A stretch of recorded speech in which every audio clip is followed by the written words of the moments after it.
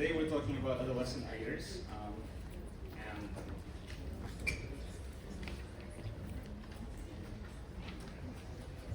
I'm Yevgen, I'm the CEO of Ph.D, and we help improve reading. Thanks for telling me. I don't think this goes any higher. I'm gonna just lean over.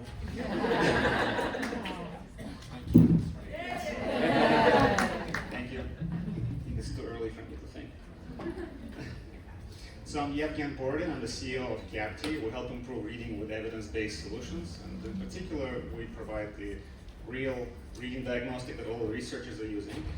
I am a trained ESL instructor, but I kind of jumped ship and got a Ph.D. in computer science. In related field, kind of natural language processing. So I know a little bit about reading, but not nearly as much as our distinguished panel here. So I'm going to introduce them next. Right next to me is Dr. John Sabatini. He's a distinguished research professor in the Department of Psychology at the Institute of Intelligent Systems at the University of Memphis. He is internationally known for his research on reading literacy development, disabilities, assessments, cognitive psychology, and education technology. At ETS, he led the development of pre-K to 12 reading assessments as part of IES-funded Reading for Understanding initiative. Next is Dr. Dan Reynolds. He's a department chair and associate professor of literacy education at John Carroll University. Dr. Reynolds builds on his experience as a former high school English teacher to examine how high school students' literacy can be scaffolded both through careful instructional design and responsive interactional scaffolding in discussion. He works with practitioners throughout Ohio to improve adolescent literacy outcomes. Do we have many people from Ohio here today? All right. And last but not least is Dr. Margaret Opatz. He's a reading and literacy expert who focuses on increasing reading proficiency. She's a former K-12 teacher, reading interventionist, and an equity coach. Dr. Opatz is a reading research scientist working with us here at Ph.D, where she's leading several federally funded research projects on reading assessments and intervention. That's all for the introduction. Margaret, why don't you start by trying to define who adolescent readers are? Okay, I think it's important for us just to contextualize this, because when you say adolescent reader, I think it means a lot to pretty much anybody that you talk to. So for today's session, we're gonna kind of like limit that understanding to really focusing on grades 6 and up, primarily because within the current position that I hold, Yevgen mentioned we have a reading diagnostic assessment, and the number one group of people that we are having come to us for support is that middle grade area where there's no longer the foundational reading skills within the Common Core, and we're struggling to really figure out like what is it that students at those middle grades need. So I really want to contextualize it to just kind of like set the stage to say I'm not necessarily focused on 4th and 5th grade here. We're really focused on the older grades, so 6 to 12, and I even say 12 kind of like loosely. I really think like we're talking mostly about like even 6, 8. Okay, I think that's all I would like to contextualize for that. All right. So since COVID, there's been a lot of conversation surrounding COVID slide and the need to incorporate more research-based practices into reading instruction, and also the latest NAEP results showed a decline in reading performance in grades 4 and 8. So reading achievement has been in conversation, popular media, and news outlets. So I wonder if you can share what you think about the current reality for adolescent readers, since most of the conversation has pretty much revolved around elementary school. Dan, why don't you get us started? Sure. I think that when you read a lot of things in the news or things in research articles, they'll start with reading proficiency data from NAEP. And that is almost always this like call to action that starts. We need to do better as teachers, and we need to do better as a society in providing a schooling that is actually preparing our students to be more successful readers. And I don't mean to say that that doesn't really matter. I think that kind of call to action should be. I don't think any of us would have come to this conference if we didn't think we should be constantly striving to deliver better for our readers. But I think there's some limitations of looking at national data that try to give us the understanding of adolescent readers from Seattle to Miami or from San Diego to New York. So I think that the proficiency discourse is one that we live in, and it can track some aspects of national changes that are, of course, pandemic related. But I got really interested in understanding the next level of understanding foundational skills aspects at a larger level. So I remember when I was a high school teacher, I wasn't trained to support those students who were not fluent readers. I didn't know what to do. And even a couple of years ago, when I first moved back to Ohio, I grew up in Cincinnati. I taught high school English in Louisiana and Texas, went to grad school in Tennessee, and then came back to Ohio. And I was involved in some policy discussions about improving adolescent reading. And we wondered, okay, how many adolescent readers are not fluent readers? How many 10th graders are struggling to read a paragraph of the text they're assigned aloud? And I said, a lot of the people in the room that I was working with were like, yeah, it's probably a lot.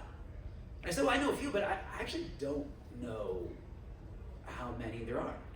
Like, we actually don't have an assessment infrastructure to answer that question at the state level. And even reading some of John's work, like, made me think that it was barely doable at the district level. And I worked with one district to try to answer that question, and we've discovered that using some of the Read Basics assessments, that it really ranges widely across districts, and it ranges widely across grades. But that there are students. In one district, the number could be as high as 40 or 50% in 5th grade. Sorry, Margaret, I know I started a little bit lower there. But just because we were interested in the developmental trajectory down to maybe 10% in 12th grade. But that's only one district. I imagine that varies widely across Ohio districts, of the 600 there are. So I think we're only now trying to actually understand a more complex picture of just saying, hey, what is a not proficient comprehender? So we can move past just a MAP score or the OST proficiency scores.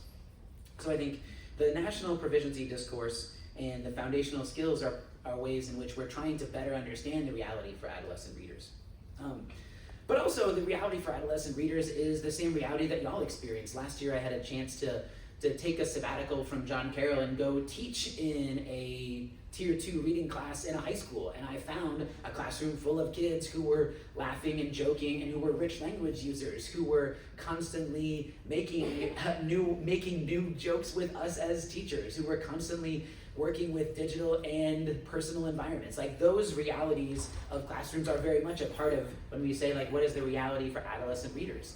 What happens when they've come back after the pandemic? How are we rebuilding attendance and social emotional, how are we rebuilding a sense of community in our schools? And I see it happening, but you all see the fraying fabric that happens when we wonder about simple things like attendance and the chronic attendance problems that some of our schools are still experiencing. So those very things are, I think, part of the answering the question, what is the reality for adolescent readers?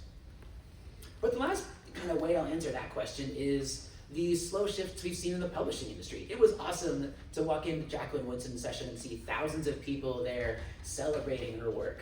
I think the publishing industry is starting to celebrate a much more diverse array of authors. I think we are, as a profession, slowly moving towards a more rich understanding of stories that connect with who our students are and the communities that they're part of. So I think those are also part of those realities. So I think, like, the most important thing that we can't do, I don't think we can ignore proficiency discourse, but we can't let media outlets say, this is the call to action, this is a 5-alarm fire. No, we have to consider proficiency discourse, we have to consider more thoughtful assessments for foundational skills when necessary. We have to think about classroom realities, and we have to think about publishing and stories that kids want to read and how we build them as readers, both in our instructional models, but even in our cultures of reading in our schools. Does anybody else want to weigh in? I'll add a little bit on an early point made. I've been the bystander of a lot of kind of major national style events. Like, for example, the NAEP oral reading fluency assessment study that was run a year or two ago. And my prior experience was actually building that with when we used to run the adult literacy surveys, and that's part of my background is adult literacy education. And so we ran a national study where we looked at oral reading of passages, 2 different levels, word reading of various kinds, and used a device where the participants would read into it, and then automated speech scoring. That was in 2002. We just recently did this in 2016, 17. The reports are there. I think they're readable. I hope they worked really hard to make these readable reports. And what we're, at the 4th grade level, we were able to look at some of this fluency issues, and it just sort of puts a little bit of evidence behind what you've already said. It's such a mixed, even at the national level, a mixed bag. You'll have basic readers or below basic readers. Not many below basic readers would be characterized as fluent readers, but not all of them have underlying rich foundational skill issues. Almost by definition, below basic, none of them did well on the comprehension part, okay? When you get to the basic level, you see the same mixed story. So you rarely, you see what look to be foundational skill issues for a good percentage, and then you see plenty that are completely solid looking on their foundational skills and still not very good comprehenders. And I guess that's the reason we're saying, well, this is going to have to get differentiated, as they get older. And the other thing is, I started with adult literacy education way back when science of reading was, just a sort of hypothesis of reading. And one of the things we did was we started looking at the time in adult literacy education, everything was comprehension and vocabulary because that's the only assessments out there. And so we and a couple colleagues who did this kind of research started giving word recognition tests and fluency tests to adults. And sure enough, it doesn't self-remediate. So if you go through all of school, you get older, you get faster as a high school and an adult. You have accumulated, say, 10,000 words and common frequent language. So you can read with some fluency as long as you keep everything, in a certain range of complexity. And then you go past that and things break down very quickly. And so I guess the issue here is, can we get to everybody before they're adults trying to participate in very underfunded, very difficult to run educational programs? So that's. Margaret, you want to add something? Yes, I think from my perspective, so a couple of years ago I was asked to come into a middle school and support the middle school teachers with a reading intervention that was a tier 2 focus, a multi-component intervention. And the current reality for me is that we tested every single 7th grader at this school. We did a pretty exhaustive battery of in-person assessments. And we found that 43% were at least 2 grade levels below. And I don't have the percentages of who was at 2nd grade level, but it was pretty alarming to see the amount of students who were not able to access the curriculum at grade level. But then they're put into their content area classes where they're expected to achieve. And I attended a session yesterday that was all about engagement and empowerment.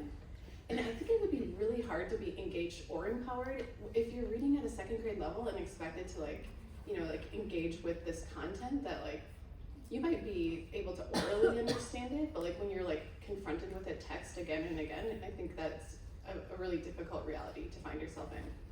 So the current reality to me is that we really do need these systems in place that really do support students in finding what is it that they're struggling with, and then being able to help them get to grade level. And I'll say I'm sure you've seen it too, the second that the code works for students, it's that aha moment, and it's just it's magical. And I think that the reality is that we do just need those systems in place, and I don't think that fully answers the question, but that's my perspective. I'm probably way too focused on interventions at this point, but that is my current reality, and I think that we're just seeing a lot of need at the middle school level for these systems of interventions that actually work. All right, thank you, panelists. Let's go on to the next question.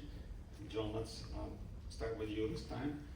So given your understanding of the reality for adolescent readers. What has changed for them since the advent of internet and digital literacy, digital media? Well, they all know this, they live it probably every day. The way that I've seen the cognitive science and discourse and reading literature kind of categorize it, I'm going to follow Susan Goldman's approach to thinking about 4 challenges. Although I think the first one's kind of just a summary of all of them, which is sort of going beyond the understanding of the text to the meaning of the text. And what she means there is, reasoning about it, problem solving with it, rational, and the way we characterize it in the work we've done is basically say, always ask the question, what's your purpose for reading first? And this brings us to number 4 for her, which is just the change in the technological environment. Last time I checked, I don't even bother to check every time I go to a conference. It was 6 billion, 7 billion websites. Pretty much non-curated information coming into being, going out of being. And consequently, one needs to know why and what you're reading for in an informational way. And we'll move into some other things. And so it foregrounds things like evaluating the source reliability, the content, and then moves us into what I'll take as number 3, which is integrating multiple source information. So this becomes a very central, this was, when you were able to curate most of the reading that students would get, direct them towards it, when publishers were kind of somewhat responsible for making sure that the things they put out there had either truth value or credibility to them. It was less of an issue to check every single thing you read against something else you read, against something else, and build an understanding. But that's not the reality today, is it? Even what looks like a single text source has multiple people, has comments on it. It's great, it's social, it's collaborative, it's communicative. And I think communication is a big change in all of this. We always wanted people to talk about and think about and reason about things together.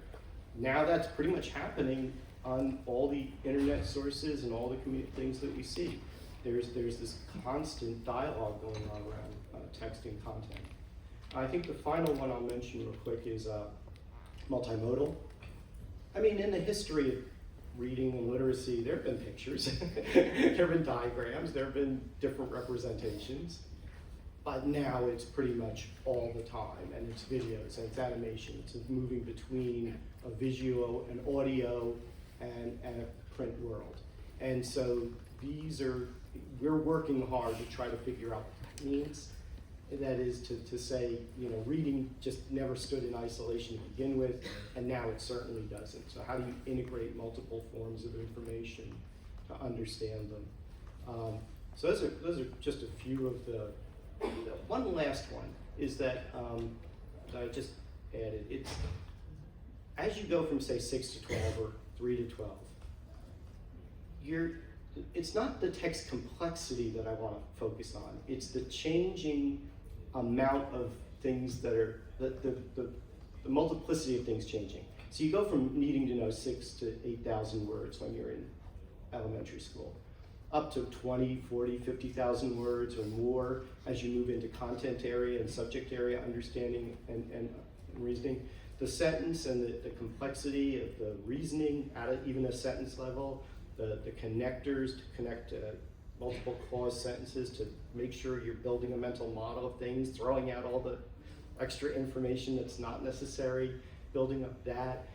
So what's happening is you're accelerating on multiple, and then of course the depth of the reasoning and questions we ask for comprehension are all changing. We don't ask fourth graders why Hamlet did or didn't kill his uncle. Is that right? Did I still have my head? So, been a while. So you have 3 different features that are accelerating away. The vocabulary is getting exponentially more. The sort of discourse complexity of the text itself is getting much more complex. The reasoning and the inferences and the mental modeling and the length of text are all getting longer. And yet, Good readers read faster and do all of that in real time at about 4 words per second, 250 words per minute at college level. And yes, you can reread, you can slow down, you can do all those other operations, but you're doing all that processing in real time, essentially faster than you listening to me speak here. And so I think in a way, one thing though, is when we say that students are falling behind grade level, they're not really going backwards at all. They're all moving forward. They're doing more text, more assignment, more understanding all the time, all the way up through the end of their careers, but not keeping up because the world of text is complex, and so you have to end up being able to handle it the way it is, not the way it was in 3rd or 4th or 5th grade when we were curating it for them. That's more than enough. Thanks. Like that. Yeah, I think for me is realizing just how far behind our pedagogical models are compared to the sophistication of the way social media companies have engineered our kids and our adults' attention. The study that keeps me awake at night came out in 2019. A team from Stanford, I don't remember who the lead author of the study was, Breakstone or Weinberg.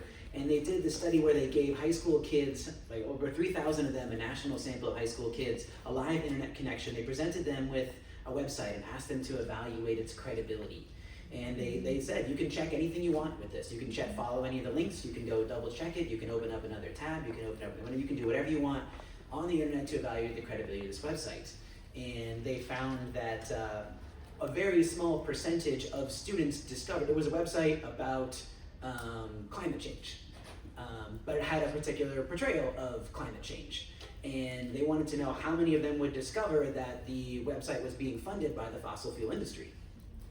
If any of you are familiar with that study, you know how many high school kids discovered that the website was being funded by the fossil fuel industry? 4%. And then I thought, well, it doesn't surprise me. Like, adults are equally susceptible to this type of misinformation because our information technology companies have engineered our attention to be so grasped and sucked in by great graphic design, great user experience, great interactive experiences. It makes it feel good when we're on those. And something like there was another task where they asked students to look at a video and determine, is this video credible, evidence of election fraud? That was the question they asked the students. And 2/3 of them said the video was, but the video was just a video of a guy stuffing ballots into a box. It wasn't sourced. There was no evidence of what type of ballots they were, but the kids were like, oh yeah, that was Russian election fraud.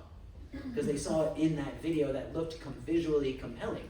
And in that way, I think our pedagogical models are just so far behind the way that our technology companies are engineering all of the kids and adults' attention. So I think though, if you're interested, the Civic Online Reasoning curriculum from the Stanford History Education Group is a really neat way to teach kids habits of lateral reading, teach kids to pause, teach kids to wonder. Sure, it's called the Civic Online Reasoning. It's from the Stanford History Education Group. If you Google them, SHEG. I actually taught with it myself at a summer camp with some middle school kids last 2 summers ago, and we had a great experience asking. It was designed for middle school kids. It was designed around the question like, should there be Saturday school? Oh, the school lunch companies don't want there to be Saturday school. There's some competing interests there. It was pretty engaging for middle school kids. But then we actually translated those skills to live online research. So I think our pedagogical models are just now starting to catch up with what's been happening on the internet for decades. So that's at least one promising solution. And some of the initial intervention studies with that curriculum have suggested that it is effective at teaching kids more critical literacy habits, or critical media literacy habits, and potentially making that number if we can double that number from 4% to 8%, that would be a victory. And I think we just got to keep pushing that number higher and higher. I also, so just to build off of what Dan was saying, like, I think that critical thinking piece is so important in the world that we live in, and I'm sure I don't have to convince anybody of that in this room, but even it just made me start to think we're gonna have to really support students in thinking about how to use the tools that we have in place. One of my collaborators is here, and we often talk about how with the use of ChatGPT, how you can just tell that there's no voice in it, right? And even my husband was like, "Oh, read this. This sounds really good." And I read it, and there was no voice in it. And he's like a college-educated person, and he's actually a pretty good writer. And he thought that that was like good enough. And I think we just are gonna have to like really like think about how are we teaching people to really engage with the tools that we have and use them to aid us and not replace us. And I think that's something that just comes to mind. All right, thank you. Dan, being here at NCTE, we're in a space where we hear a lot about teaching reading, teaching literacy to older students. I wonder if you can share anything about the tensions and intersections that you see between adolescent reading and adolescent English. Yeah, I started as a high school English teacher, and I think I got into it thinking like, oh yeah, I'm in it for the literature. Like I'm in it for that. That's what brought me here. That's the game that I want to play every single day. And I remember in my very first year, there was a kid in my class named Austin, and we were reading Huckleberry Finn. More on that some other time. And but it was the 11th grade class, and repeatedly when he was writing, short answer questions or writing in his notebook, I noticed that when he was talking about the Duke and the Dolphin, his writing spelled Duke, Duck, and Dolphin. And I at first when I was a teacher, it was my first year teaching, and I was like, oh, that's so funny, I can't believe this. And now I look back and I cringe and think like, wow, I was fundamentally unprepared to see that my student couldn't hear the difference between duck and dolphin, and I was like, well, spelling isn't part of my standards in 11th grade. I just punted. And I think back to that because I was focused on English, because that's what I was there for. I couldn't actually find a way to support him. And I still retain that passion as an English teacher, but I wanted later to realize more about how reading development happened. And I think that's where we see psychological studies like some of the ones that John has done have a lot to say about kids, but they can't be interpreted as the only way that kids' reading happens.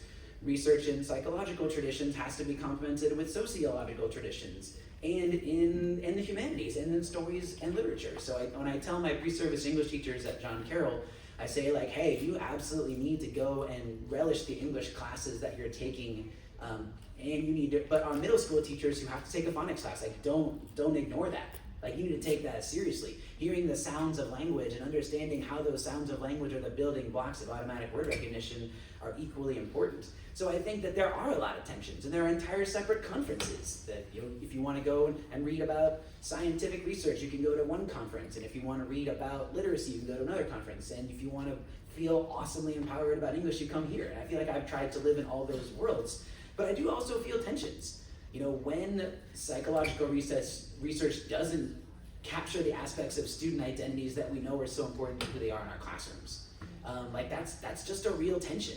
And there are limitations, but at the same point, I think there are limitations to all of those traditions. And I think that as teachers, I've come to the conclusion that being deep into the humanities, deep into the social sciences, and deep into psychology is kind of what we have to keep pressing ourselves to do so that we can help our kids become better thinkers and better human beings and better social agents.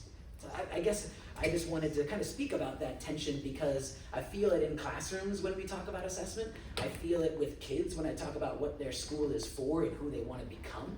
And I hear it with district policymakers when they want to improve outcomes for kids and they're trying to name what those outcomes are. And that happens just at every level. It was really great experience and really eye-opening experience for me to be back in the classroom full-time last year and talking to kids and teachers and district leaders on the same day about that very question, about what their English class was for, or what their reading class was for. John, do you have something to add? I don't think so. Thank you.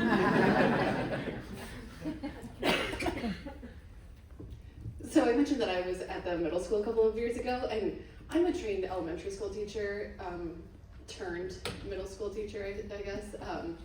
And I think like the tension that I felt was that the middle school teachers had such a depth of knowledge of language, but when we are just like Dan just mentioned, when we're confronted with that reality of like a student not being able to like grasp the deep concepts that are being taught, because of those foundational skills, I think there's a real tension there. And I don't know how many of you are like secondary teachers. I would imagine a lot of you are.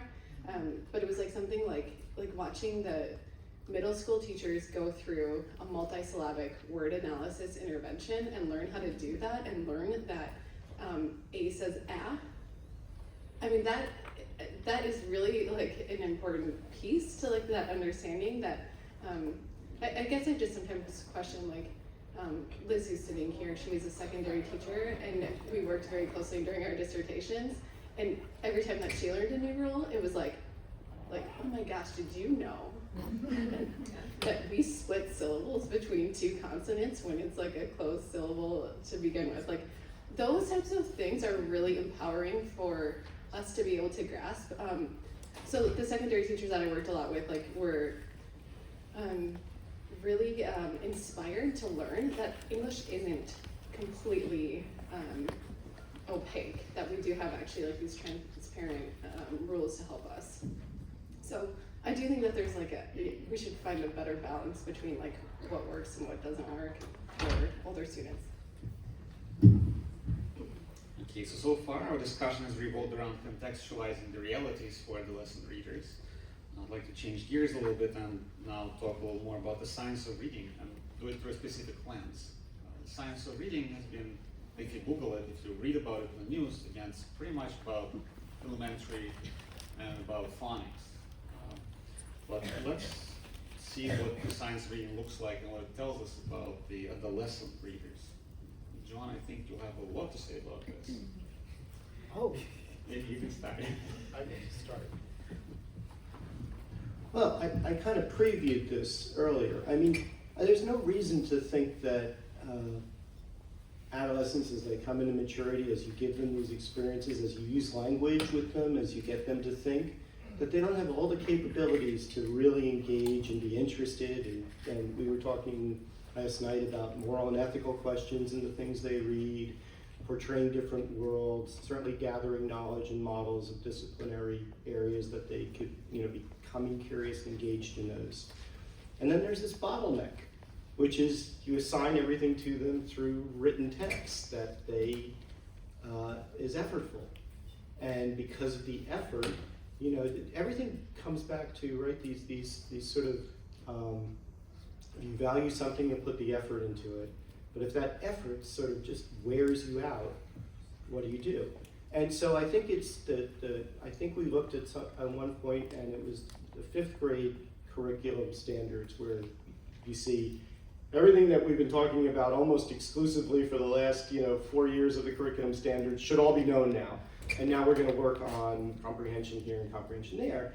And the consequence of that is it's not tested, it's not checked, and reading's invisible. And so the issue becomes this differentiation, understanding who the students are, who when you assign the reading to, and reading is critical to what you're doing, are not fluent at it. And I just think every student should have the opportunity to be an automatic fluent reader. Whether they choose to read or not, that's a different complete issue. So it's how do we put in place, and I think the science of reading, just kind of getting back to it, we've been focused on this for a while. Others are focusing on it now who have worked at the lower levels, because the words have changed. They're multisyllabic, they're complex, they're disciplinary. You're not dealing with your 1st and 2nd and 3rd grade phonics anymore. You're dealing with handling the entire language in automated fluent, and it's an accumulated knowledge activity. So you can't do it in 6 weeks because you're accumulating knowledge of the morphology of the language. One last thing I think of is, if you're on the trajectory of becoming a good reader, you acquire what I usually call implicit learning algorithms in that cognitive machinery. And we've actually shown it in a paper too, where you're taking this word recognition test that's on CAPTI, and there's these items that might sound like a real word or they're not a real word. So, it's not an artificial test, by the way. Every day we encounter words we've never seen before. We may have heard them before, in which case we have to map them to what we heard. So Moderna, Pfizer doesn't look anything like the word that it sounds like, or well, it does if you know how the spelling system works. So what we were seeing though was that everybody above a certain threshold invested a little extra time in the non-words. So a few milliseconds. And then everybody below a certain threshold sort of just quit on them very quickly. I don't know how they recognize the distinction, the ones at the bottom. But what I realized, and I've seen this all along, is even on this test that really wasn't high stakes in any way, the better readers were investing a little bit of extra energy, probably unconsciously, because at 400 milliseconds you're not doing a lot of thinking, to puzzle out, could it sound like this, could it sound like this, does this spelling pattern mean this, does this mean, and so what you're accumulating is this network of implicit associations from the language, and as you grow older, there's more foreign borrowing, so you all of a sudden find yourself pronouncing a word you've never seen before, but it looks like it might be Spanish, so you add a different accent to it. And so this goes on for your lifespan, and I think learners who don't gather these implicit things, when they look at each text and it's just a challenge to get understanding and there's nothing carrying away, when they see a new word, the next time they see that word, they may not know it, they may not have looked it up, but they should say, oh, I think I've seen that word before.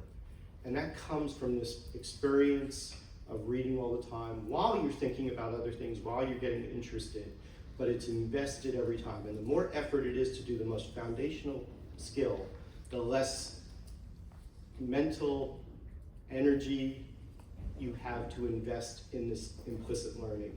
And if it's at the adolescent level, getting those habits of mind in there so that little extra cognitive effort that goes underground, it goes implicit, is there, will help them to accumulate over a lifetime a lot more understanding of the language and ability to have energy to do all the critical reasoning and enjoyment that we think comes from being a proficient reader.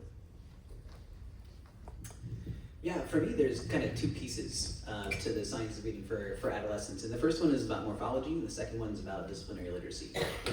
And when I was a high school English teacher, I thought, well, Greek and Latin roots are great. They can be a more efficient way of doing vocabulary instruction. You can teach kids try means 3, qua means 4, and I thought that was a good step towards vocabulary instruction, and it was.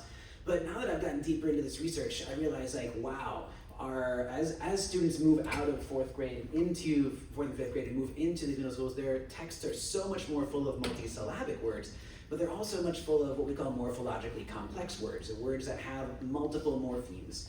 And when students realize that there's actually so much information packed into a single word that they may not be able to grasp if they're not having teachers who are highlighting the richness of a word. I actually did a PD session at the ESC of Central Ohio earlier this year, and I asked teachers, hey, what's your definition of a word? But what is a word? And it was a very simple question. It was like my bellwether question. It was a hook question, and most of the teachers there. Was anybody there? Okay. Just thought I'd ask. Oh, what's up? I was there. Do you remember your definition of a word? No, but I remember doing the activity. Excellent. I think I just conducted assessment on myself. I didn't really do a good job of teaching the objective that day. But most of the teachers said, "Oh, it has some sort of symbol. It has a written form and it has a meaning. A written form with the meaning." I say, absolutely. Every word has a written form, and every word. I think for the purposes of what we can go deep into some philosophical pieces here, but for the purposes of most teachers, every word has a written form, every word has a meaning. But almost no teachers answered that words have sounds, and almost no teachers mentioned that every word has a part of speech. Every word has a syntactic function, and every word has a history. And morphology is where you really get to the next layer of sounds coming out of elementary school and integrating with the history of the English language. Why do we build our language the way we do? How does industrialization convey a historical phenomena? We talk about this abstract idea of industrialization through building through all these morphemes. So I think we're doing a better job of understanding the complexity of morphology instruction to only capture the very richness that is baked into our language. So understanding the importance of morphology I used to think it was a neat vocabulary trick. Now I see it as a fundamental aspect of every single middle school and high school tier 1 English class, but also in the content areas as well. And that brings me to the second piece is, just in the last 5 or 10 years, there's an increasingly robust and larger body of evidence that shows that literacy outcomes and content area outcomes are not mutually exclusive. sometimes when I've done presentations on disciplinary literacy with history and science teachers, which, do I have any history or science teachers in here? What's up? Yeah, thank you for coming. But something that was told me, you know, I don't have time to do all this literacy stuff. I have too much content to cover. And that's a persuasive argument. You have 180 days. There is a fixed amount of time you have with your students. But I think some more creative approaches about building in primary source reading in history classes, building in scientific literacy, there's increasingly robust, particularly in history and science, that show that, okay, these are not mutually exclusive. We can raise content knowledge and literacy outcomes at the same time, and they're actually mutually reinforcing. That when you read, you're engaging in complex thinking and analysis of primary sources, you're actually really developing a better schemata of knowledge that drives your historical understanding forward. You're much more likely to remember stuff than if you're just thrown at it in a lecture format. So I think both the exploding evidence about morphology and content and literacy integration being mutually reinforcing is really, I think, what the cool cutting edge research in the science of reading for adolescents is doing.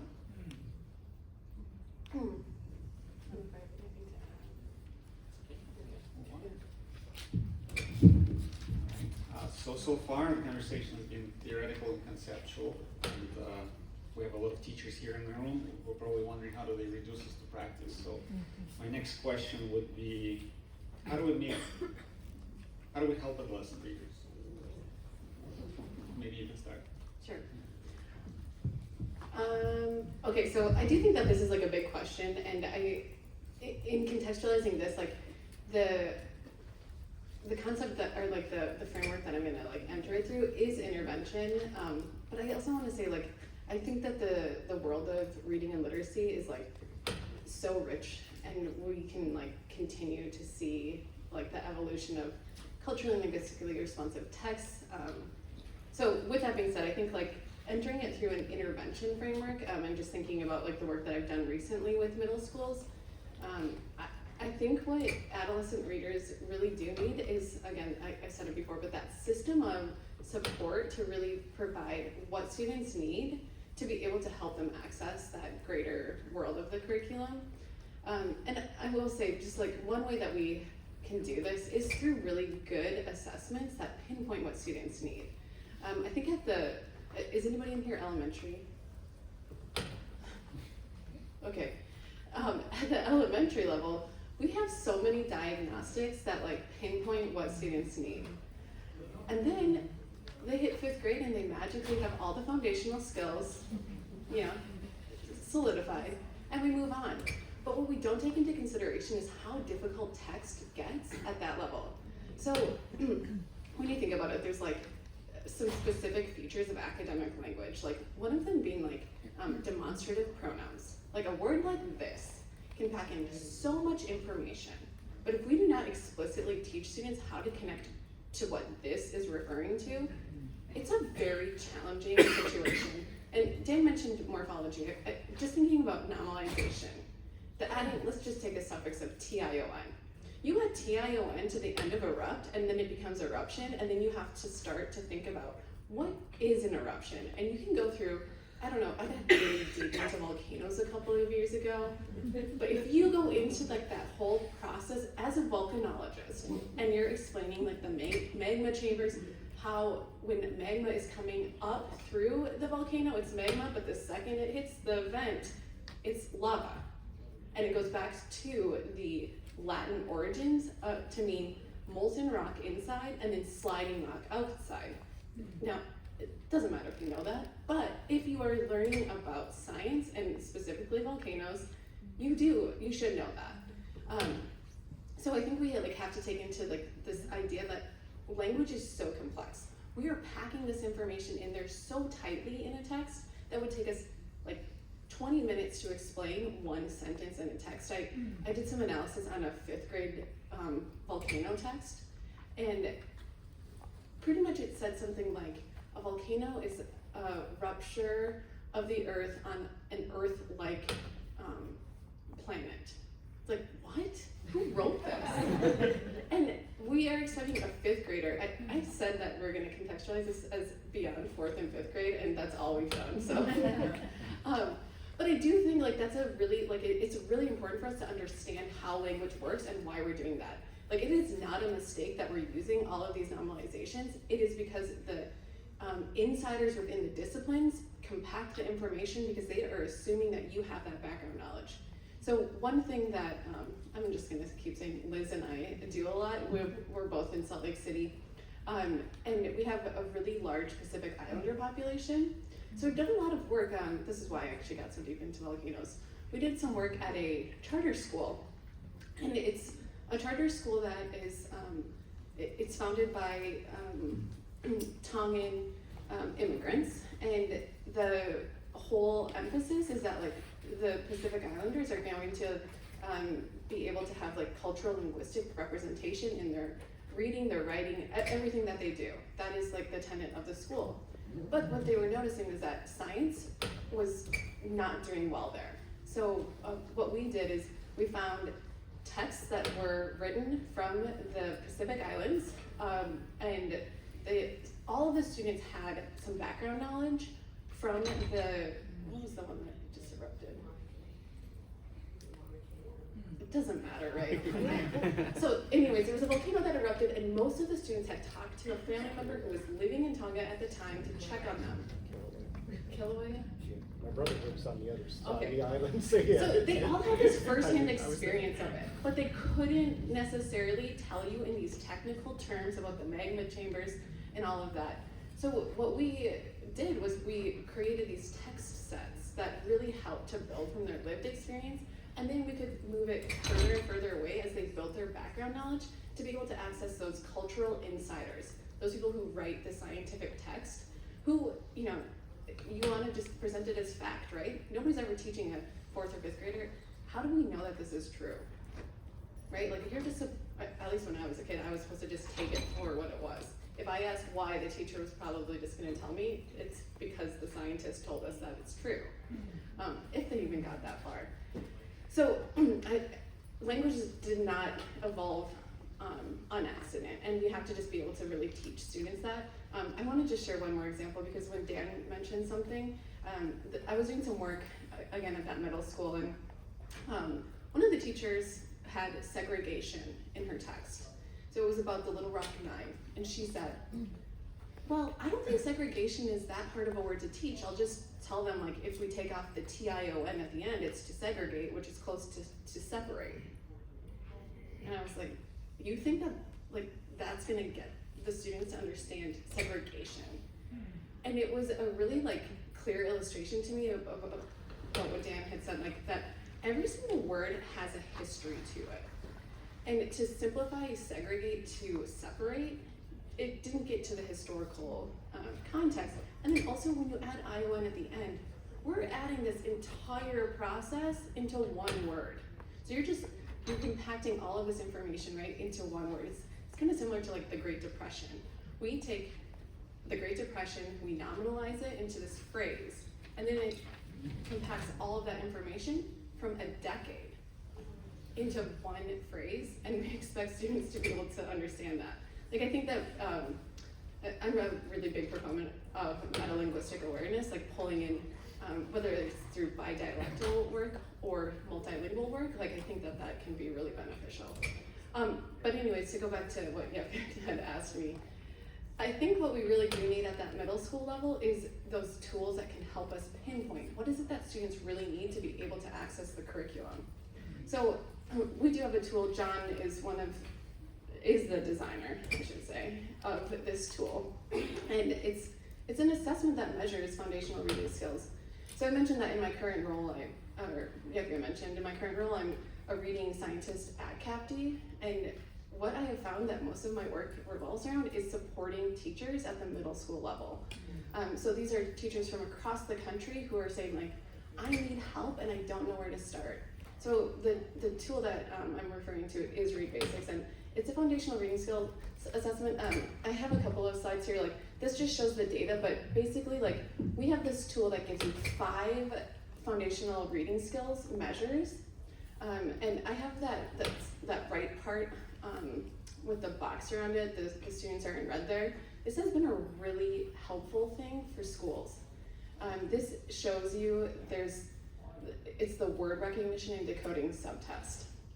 So it's a unique measurement. John can speak more about it than I can, but it's a unique measure because it's measuring students' ability to recognize a real word, a nonsense word, or a pseudo-homophone, which is a word that when you pronounce it, it sounds like a real word. So it could be like cold with a K instead of a C. But anyways, the researchers, and John is one of them, that found this is that there's this threshold that if students aren't above 235 on this assessment, that their reading comprehension is limited. And I think that that's not like breaking news, but I think what is like really helpful with that is in my work with middle school teachers specifically, they have like one framework that they're using, which is comprehension. If you don't know comprehension, we don't know why, but you're not doing well with it. But what this has really like helped us is illustrate that there are specific needs that students have, and we can help to pinpoint that. So I think I have another slide there. I just want to show you this. So like based off of what you see on this diagnostic, we can give you specific intervention recommendations. And I had invited a middle school teacher to be here. She is a huge advocate for intervention at the secondary level. She's in northern Minnesota, where there's a large population of Ojibwe students that are coming through their schools and failing, right? The schools are just continuing to fail the Ojibwe students. But what's really helpful in terms of like being able to identify what students need is she created that spreadsheet on the right. It is way too small. It's not meant for you to like actually know what it says. But she has this whole system in place. If you don't do well on this, here's what you're gonna get. If you don't do well on this, here's what you're gonna get. And they are seeing such great success.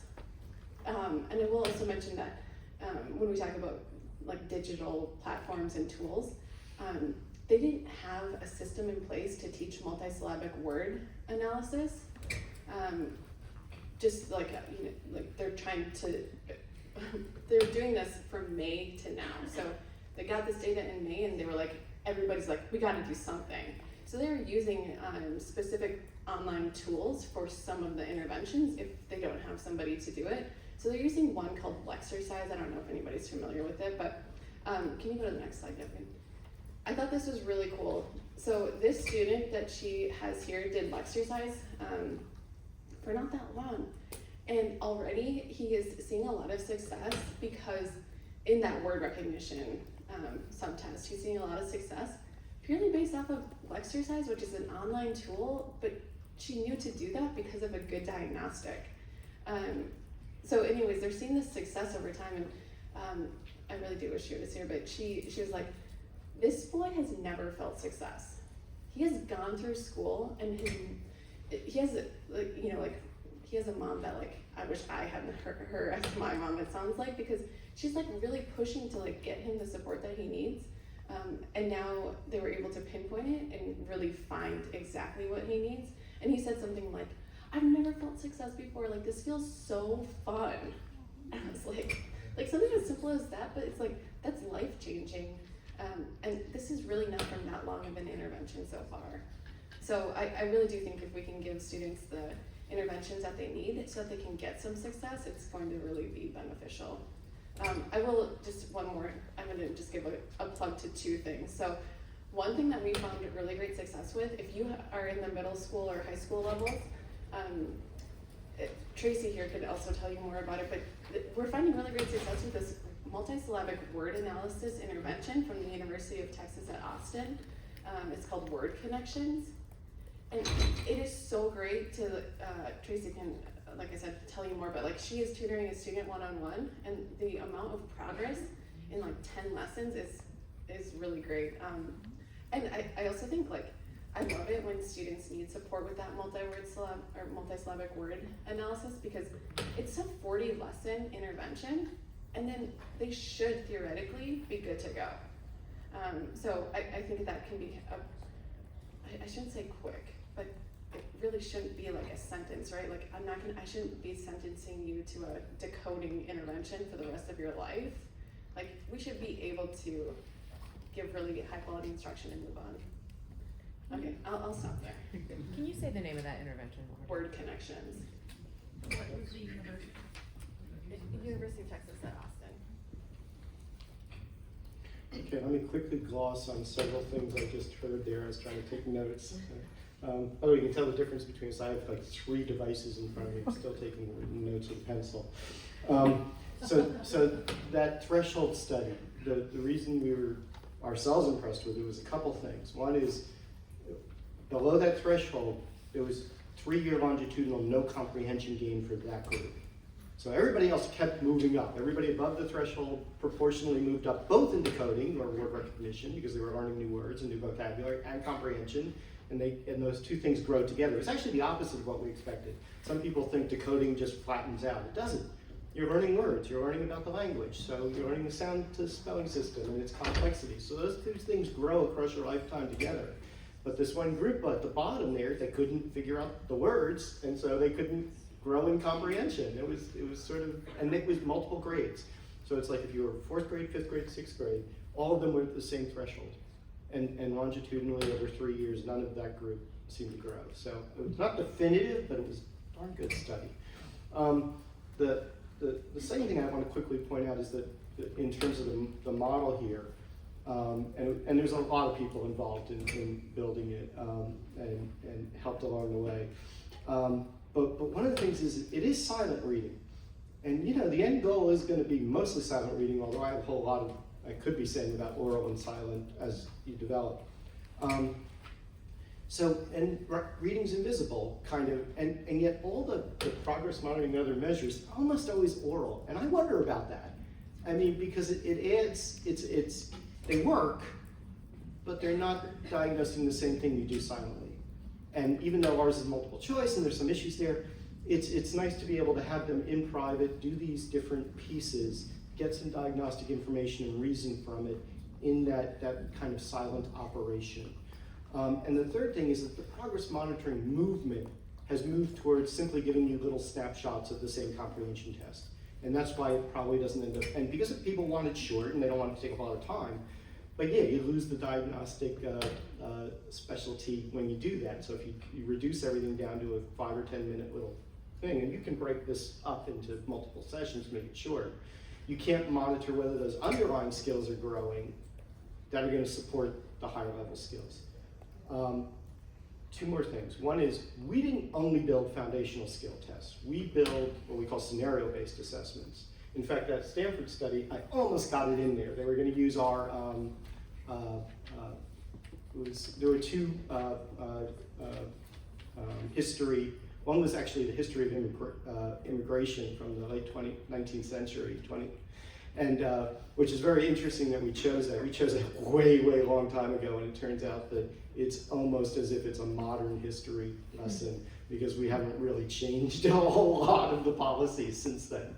But we studied it with primary sources, secondary. It was a reading test. It was a reading content area test, and it looked at skills like multiple source integration, looking at digital things, and some disciplinary, like primary sources and interpreting them.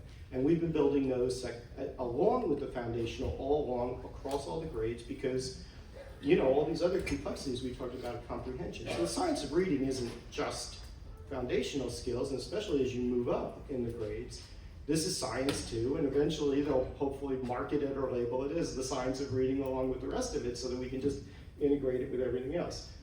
Finally, this is a question about what you should do in the classroom. So I am the last person you're supposed to ask to answer that. I'm the one person up here who hasn't been in the classroom. So I'm going to tell you what I'd like you to do, which is if your students only ever read in your classrooms, I think that's not what I'd like to see. I think the development of a reader reads wherever they are. And they want to, they can't help it, they enjoy it, they look to do it in the areas that they're interested in, they look to do it for personal gain, etc. So whatever you do that gets them to pick up things to read outside the classroom, of their own volition. You know, I've heard recently some studies about the fact that, if I can understand this, I do it myself. Reading is an island in this crazy, stressful world. So if you can get yourself, whether it's a print book or I use Libby on my iPad, and just be alone with that thing for an hour without the rest of the world bothering you about anything, so that you can be deep into something. You can watch a movie, but you know, reading's a little bit, has always been special for a lot of us. If you can get your adolescents knowing that that's a valuable use of time, if it's for nothing else for their mental health, I think then those underlying cognitive systems that grow from the exposure, from the repeated use, from the learning implicit, from the accumulation, that kicks in. And whatever their reasons, so every day if you're saying, why read? Because there's lots of good reasons, and at least your learners come up with at least a few of them that they agree with, that they will say, okay, I understand, that's why I read, and I'll do it when you're not here. That to me would be, I would thank you immensely. And to wrap up, what is your practical take on improving adolescent reading? What does diagnostics have to do with this all? Yeah, I think Margaret's point about intervention is awesome. I'm going to echo that. John's point about building a socially engaged culture of reading where kids want to read everywhere and beyond that sort of thing. I just want to give a quick plug for a book that I came across a couple years ago. Some of you probably read it, Cultivating Genius, Historically Responsive Literacies by Goldie Mohammed. I read that book and I was like, this is when it lasts. It's flesh of my flesh and bone of my bone. Don't tell me why I made the metaphor. But like when I read that book, I was like, wow, it's these four things together: skills, intellect, criticality, and identity, like all four of those things. So that's I found that to be a framework that after even 15 years in education, I read and I was like, this. That title. Sure, it's called Cultivating Genius, the Historically Responsive Literacy Model by Goldie Mohammed. And I think that the diagnostics are specifying what those skills are better than ever. And specifying those skills for teachers, if you have students who are reading at a different grade level, then if you're teaching 10th grade English, and you just look at your 10th grade English standards, and your kid can't tell the difference between duck and duke, you need diagnostics to better specify the technical skills. And Dr. Mohammed points out that literacy is an exercise. One important aspect of literacy is the exercise of technical skills. The technical skills, that writing revolution. Have any of you done the writing revolution PD going on in Ohio? Like there's technical skills involved in writing. But that diminishes literacy. We see it as only technical skills. It has to be layered in. Thinking about Margaret's example of working with Pacific Islander folks and working with volcanoes. We're doing intellect, we're doing identity. And that criticality piece that you come to NCTE for. So I would just say for Tier 1 teachers, if you haven't read that book, the Tier 1 piece about how to support adolescent readers is I would say think about using a framework like that as a grounding for your lessons. Okay, I think we have about 10 more minutes for questions. But before that, especially if you need to go, I just want to invite you to come to our booth 324, where you can throw a space card and win one of our amazing prizes. How important are leveling systems like Lexile to the work that you're doing?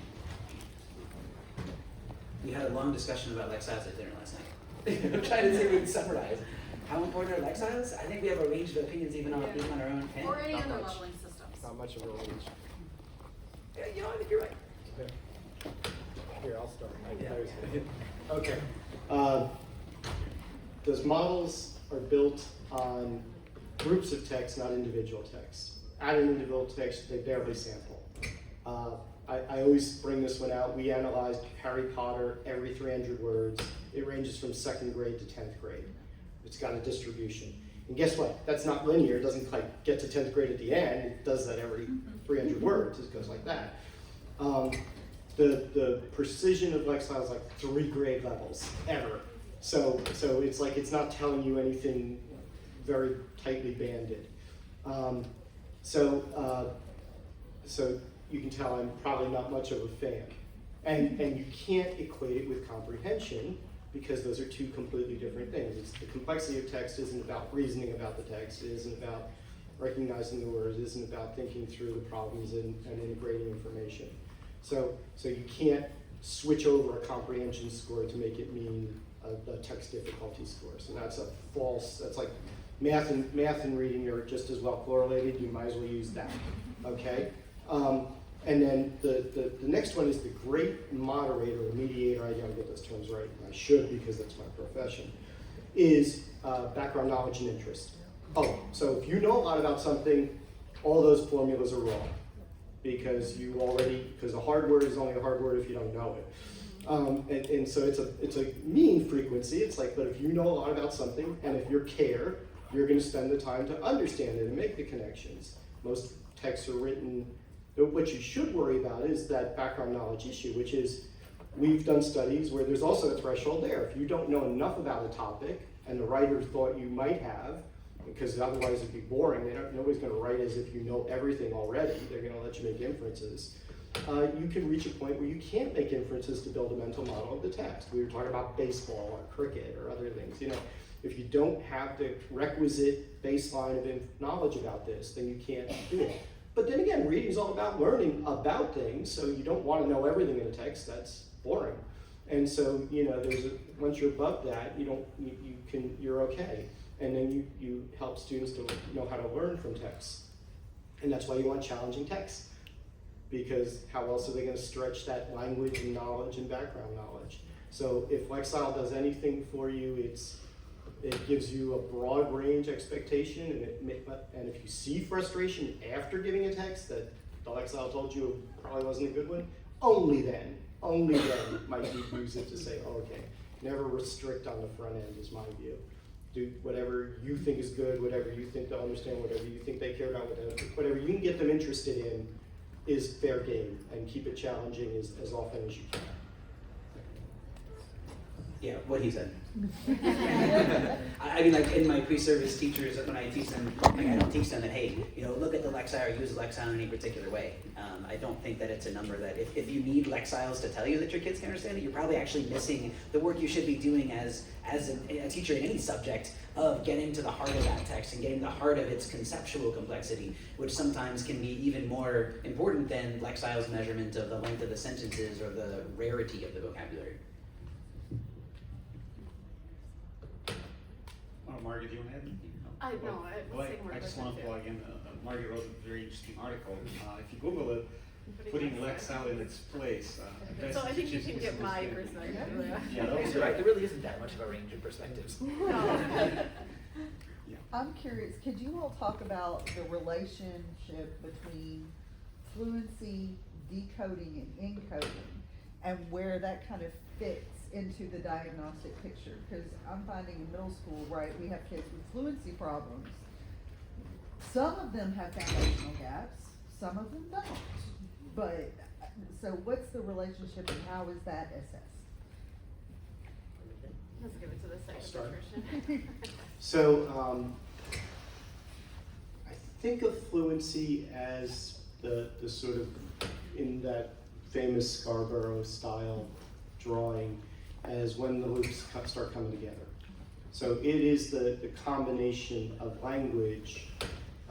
So you're processing text as language now. There's a prosodic contour, there's proper intonation, and those are all sort of coming out of the language, syntactic, comprehension, psycholinguistic parts of it. So you're not seeing word by word anymore, you're just seeing language, okay? If the reason that starts getting broken up is because the words are interfering with it, yeah, that's decoding. I mean, and the strategies you have for handling words you don't know, because often and always words you don't know. But a fluent reader does a quick processing, goes with a pronunciation or something, and then moves on, and then logs it in their head, as I said, in that implicit thing that says, oh, better check on that one later if it's important, So they encoded it, they understood that it was there, but they also understood they didn't know the meaning, but they knew how it fit syntactically, so they kept going. So I think fluency is that, to me, it's that indicator that things are starting to go pretty well. And that there's these implicit mechanisms to keep learning about the language and about everything. And the breakdowns in it tell me that something's awry there, and these things aren't integrating and coordinating properly. And then you have to go in and find what it is. And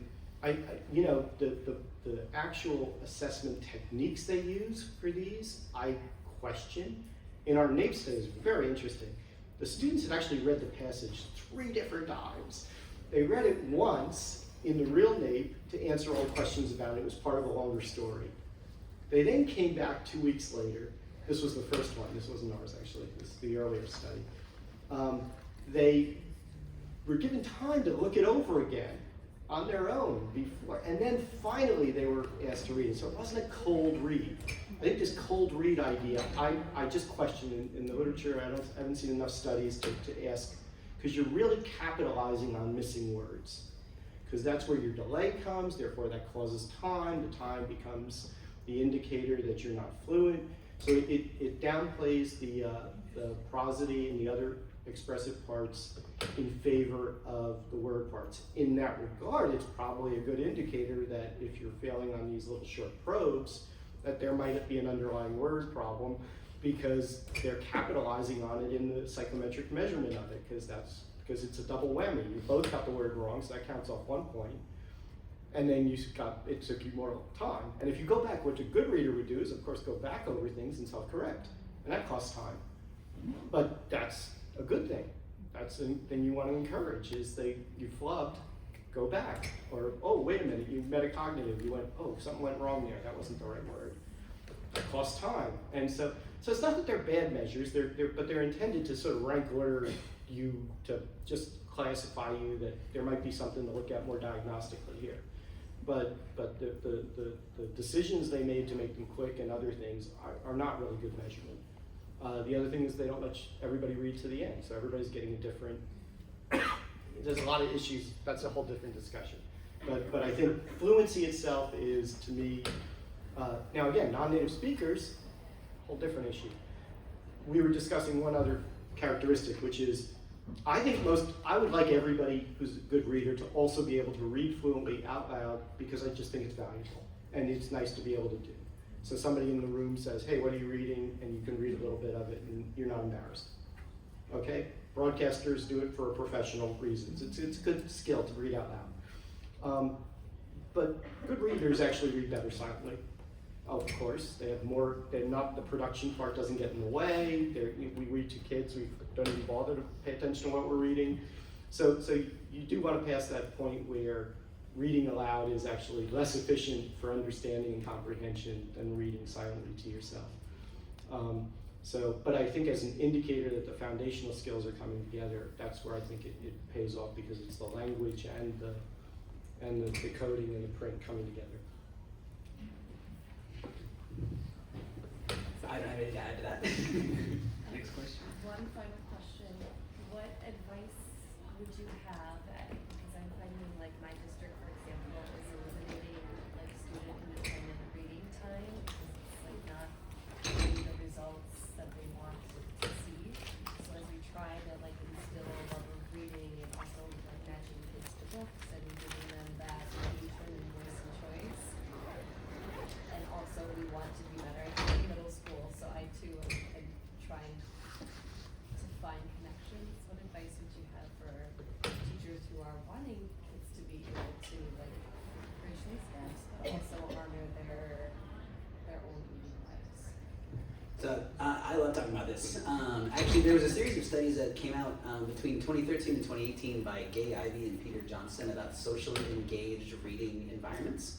And I would start, if you haven't looked at those would be great place to start. There's both like some like research studies and some like articles in Reading Teacher or Adolescent Literacy. I think there's even one in Language Arts. A couple of different studies, a bunch of papers came out of it. But basically, they were trying to say like, hey, sustained silent reading might seem like this very individual practice, but kids, when they're actually, for growing as human beings and growing as actually cognitive readers, they need to be reading together, forming little book clubs of their own, and talking sometimes during what should be sustained silent reading. So I think shifting the model from sustained silent reading towards creating a culture of socially engaged reading amongst your students is more likely to both deliver the outcomes that your admin wants, but also deliver the voice and choice that you want. I'm going to go again with what he said, but here I'm going to probably differ a little bit, which is a plug for the emerging digital tools to do this. Now, one that we've been working on a little bit, it's usable out there, it's just not great yet, is called Relay Reader. And what Relay Reader does is you have an online book, you listen to a paragraph from an expert reader, then you read aloud. It actually captures your voice and catches some fluency issues, and then you take turns with it. And what it does is the goal is engagement. The goal is that because you're hearing it, you're not losing the thread because of your own reading. You get to control how much you read. Because of the oral reading, you're forced to be engaged, although you don't always have to do that. There's little comprehension questions along the way, but they're not hard. So the whole point, and it becomes actually a surveillance system, but in a good way. In a good way. So you know how many turns they take, you knew what they did, you knew what, in fact, we're trying to build in engagement things where if they go off or whatever, it goes, hey, he's still there, you know, those kinds of things. So I think those kinds of tools, as they get enriched by researchers and things, will be helpful for that independent reading. But yeah, start with the social reading. Yeah, and if you're looking for a good no-tech free intervention, STARI comes to mind by Surf Institute. Which one? STARI, S-T-A-R-I. All right, what time for have a question? Do you recommend using your materials with the 40% that are below reading level, grade level, or with everybody? Which one? Do you? The assessments? The assessment? When the design, sorry. Yeah. The original design of the assessment said you can top out. We did not build it so that it was like differentiating those who have their foundational skills under control. So in terms of the assessment part, I would switch over to the scenarios. I give it once to get a baseline, and then you don't need it if they're near the top. I don't know if you're talking about So this isn't something that a teacher would do with everybody? once, the assessment. And then those that come off towards the top, you go, okay, good, tier 1. I can just focus on what I usually focus on. But now you need to support all those others so that they can also engage in that, maybe listening, maybe other tools. So get them engaged in a different way. All right, thank you, the panelists. Thank you. Please stop by our booth to learn more about the assessment, play with it, and look at the reports. All right, thank you. Thank you. Thanks for this one. Hey, you're working, you know,